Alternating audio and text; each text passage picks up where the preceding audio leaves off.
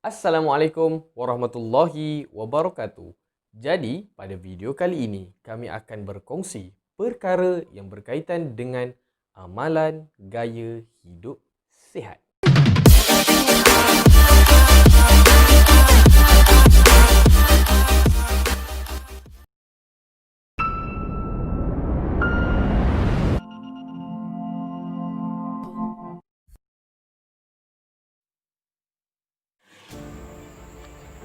Assalamualaikum dan bismillahirrahmanirrahim. Saya Izzaz. Saya akan menerangkan sedikit tentang kebaikan dan kepentingan serat yang diperlukan oleh badan kita. Seperti rakan-rakan yang sedia maklum, apakah itu serat? Serat ialah yang mudah kita peroleh ialah daripada buah-buahan, bijiran, oats dan kacang pil. Dan kita sebagai rakyat Malaysia, pastinya kita mudah peroleh daripada buah-buahan seperti pisang, timun, anggur, orange, apple dan sebagainya.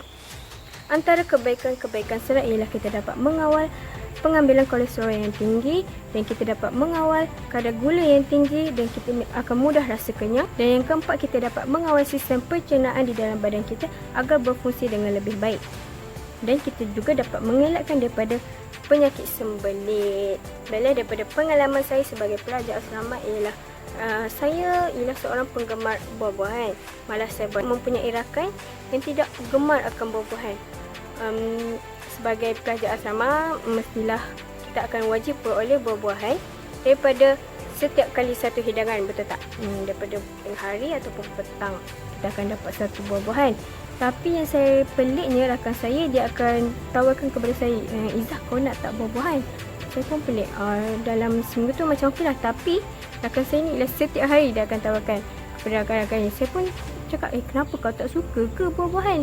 So dia cakap, setiap kali aku makan, aku akan rasa loya dan muntah. Nak muntah. Lepas tu saya pun terfikir, ada juga yang macam ni. Bermaksud, bukan semua orang yang suka buah-buahan.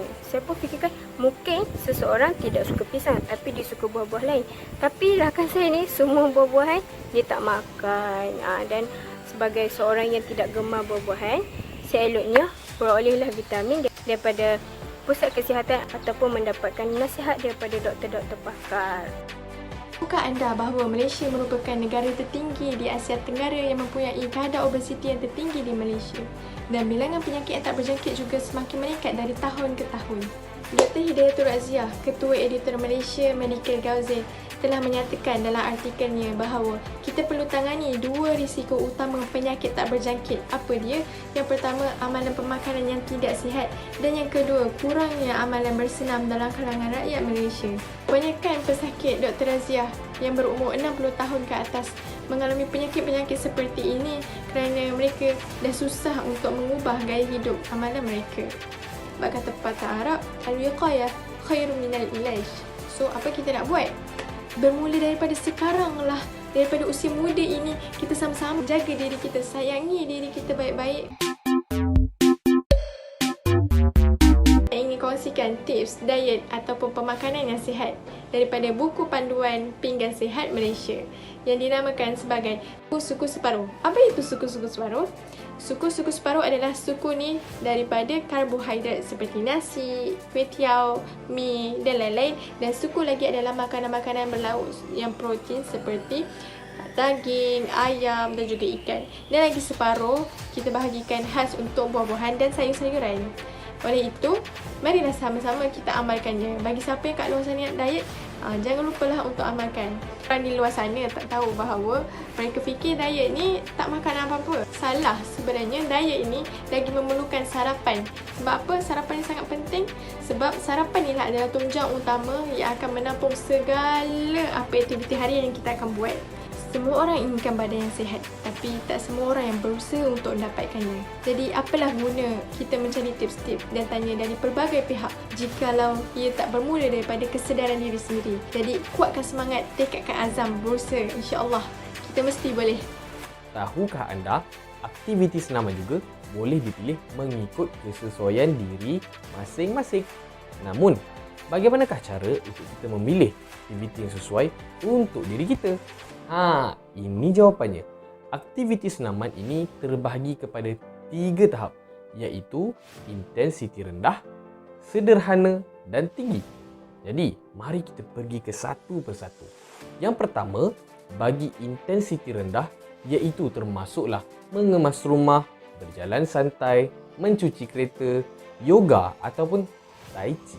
Aktiviti ini boleh dilakukan selama 60 minit. Bagi intensiti sederhana, perkara yang boleh dilakukan adalah seperti senam aerobik, berbasikal, berjalan pantas, mendaki bukit, berenang dan juga menari. Aktiviti ini boleh dilakukan selama 30 hingga ke 60 minit. Sebagai tambahan, intensiti sederhana ini adalah digalakkan kepada golongan dewasa, iaitu selama 30 minit untuk 3 hari seminggu bagi mengekalkan tahap kecergasan dan kesihatan yang baik. Bagi intensiti tinggi pula, antara aktiviti yang melibatkan intensiti tinggi adalah seperti bermain bola sepak, badminton, hoki, futsal dan olahraga. Aktiviti ini pula boleh dilakukan selama 20 hingga ke 30 minit. Jadi apakah kebaikan kita memilih senaman dengan betul? Tentulah senaman itu dapat berfungsi dengan baik sehingga memberikan kebaikan kepada diri kita. Antara kebaikan yang kita peroleh daripada senaman tersebut adalah meningkatkan kecergasan dan keyakinan diri, menguatkan otot-otot jantung dan paru-paru, memperbaiki sistem hadaman, membantu peredaran darah dan yang paling utama mencapai dan mengekalkan berat badan yang unggul. Jadi, apa kata Amar? Hari ini Amar nak kongsikan beberapa tips untuk kekal cergas dan melakukan senaman. Kita semua tahu bahawa senaman menyihatkan tubuh badan. Tapi kita selalu cakap tak ada masa, tak ada duit nak pergi gym. Lebih baik lepak tak buat apa kan? Korang tahu tak, tanpa keluarkan duit dan duduk rumah, korang boleh senam tau. Jom, Amar kongsikan beberapa tips. Yang pertama, lakukan senaman untuk diri anda. Macam mana? Sematkan dalam hati bahawa senaman yang dilakukan adalah untuk diri kita, untuk diri anda. Manfaatnya akan kembali kepada diri anda. Okey, yang kedua, mulakan dengan langkah yang kecil.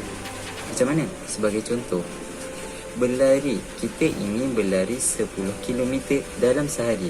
Namun perkara ini adalah mustahil untuk kita buat. Sebab apa? Badan kita memerlukan daya tahan dan kebiasaan untuk melakukan aktiviti fizikal. Apabila badan kita dah selesa dengan perbuatan tu, jadi kita boleh up level seterusnya. Baiklah, yang ketiga, carilah teman atau kumpulan. Dengan ini anda boleh bersenam bersama-sama dengan teman anda. Hal ini akan menyebabkan anda lebih semangat dan lebih istiqomah dalam bersenam. Okey, yang terakhir Amar kongsikan, jadikan senaman sebagai rutin pertama di pagi hari. Hal ini akan menjadikan diri anda lebih cergas sepanjang hari.